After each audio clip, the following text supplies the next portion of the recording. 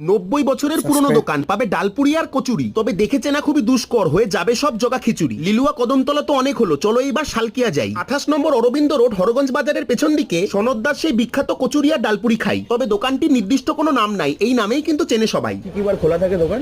প্রতিদিন খোলা। আর বিকালেও করো নাকি নাকি সকালেই? মানে এই একই ডালপুরি?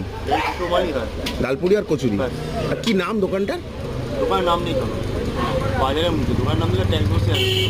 ও না না, দাদা একটা নাম বললো আমাকে, আমি সবার নাম সনদদার ডালপুরি।